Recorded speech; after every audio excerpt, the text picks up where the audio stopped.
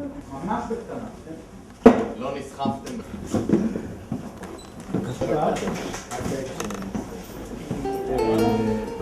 צריך להיות מהר. הוא אומר, נראה לי הוא יחזור דולפין.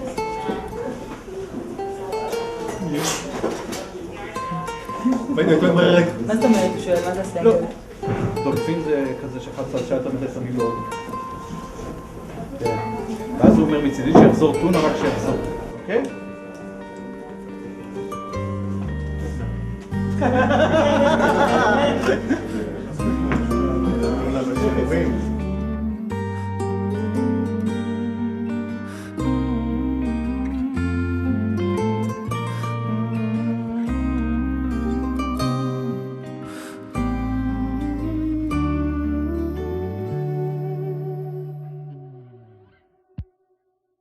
והיא אומרת שאתה מלך הגברים, בשבילה אתה יכול להיות מה שבא לך לראש, מלך החיות או מלך הערים, אם תטפס אישה.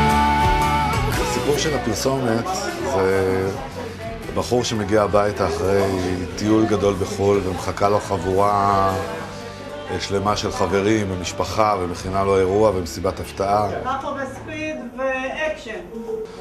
ולאט לאט אנחנו מגלים בסרט שהחבר'ה שלו הם חרשים אילמים, וכשהם שרים לו את השיר מלך העולם ושהוא חזר הביתה, הם שרים את זה בשפת הסימנים.